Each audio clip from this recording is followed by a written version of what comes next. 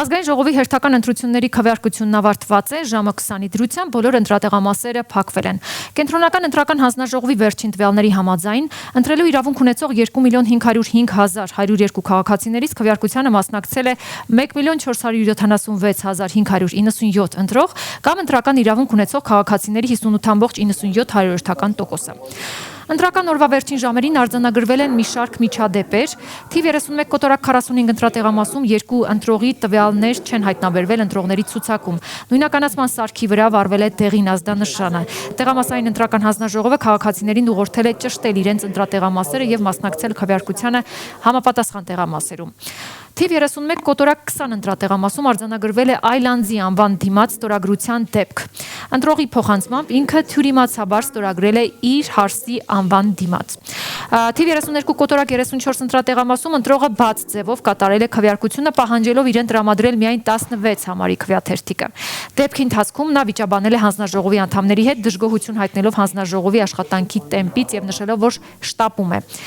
31 կոտորակ 38 ընտրատեղամասում քվեարկությունը մերժվել է փաստաթղթային խնդրի պատճառով։ Թիվ 31 կոտորակ 38 ընտրատեղամասում մեկ անձ ներկայացել է քվեարկության իր մոտ ունենալով փաստաթուղթ, որը տեղամասային ընտրական հանձնաժողովի գնահատմամբ չի հանդիսացել ընտրելու իրավունքը հաստատող պատշաճ փաստաթուղթ։ Տեղամասային ընտրական հանձնաժողովի նախագահի փոխանցմամբ ներկայացված փաստաթղթում նշված չի եղել նաև ընտրատեղամասը, ուստի անձին չի թույլատրվել մասնակցել քվեարկությանը։ Հանձնաժողովի նախագահի խոսքով նման դեպքերում անհրաժեշտ է պահպանել ընտրական ընթացակարգերը եւ բացառել մեկից ավելի ընտրատեղամասում քվեարկության հնարավորությունը։ Թիվ 3144 ընտրատեղամասը փակվել է, սկսվել ձայների հաշվարկը, այնտեղ է եղել մեր գործընկերը, քիչ անց կներկայացնենք նաև ռեպորտաժ ընտրատեղամասից։ Մինչ այդ քննչական կոմիտեից հայտնում են, որ քննչական կոմիտեի ստորաբաժանումներում միայն 2026 թվականի հունիսի 7-ի ժամը 20:00-ի դրությամբ ընտրական հանցագործությունների վերաբերյալ նախաձեռնվել է 59 քրեական վարույթ, որից 43-ը մարզային քննչական ստորաբաժանումներում, իսկ 16-ը Երևան քաղաքի քննչական ստորաբաժանումներում։ Ժամը 20:00-ի դրությամբ 31-44 ընտրական տեղամասի տները փակվել են, ներսում իրականացվում են տեխնիկական աշխատանքները, հավաքագրվում են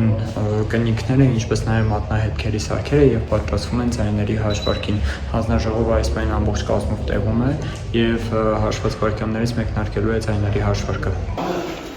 Ենք հանձնում երկու սարքերի ուղիղ ժամանակներությամբ ընտրողների թվերի ցուցակ։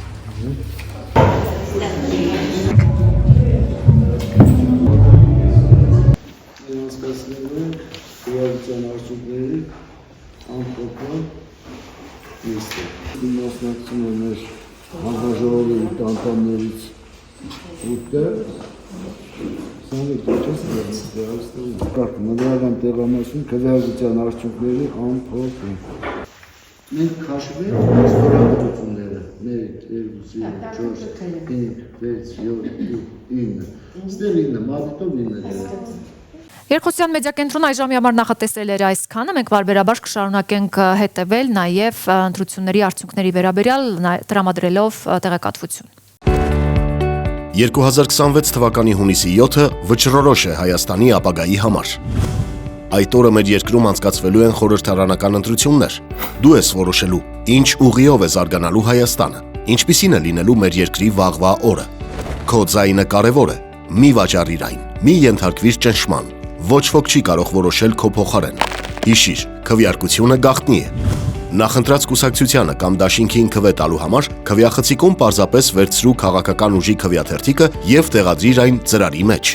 Որևէ նշում կատարելու կարիք չկա։ Քվեախցիկում գրիչ չի լինելու։ Եթե քվեաթերթիկի վրա որևէ նշում կատարվի, այն կհամարվի անվավեր։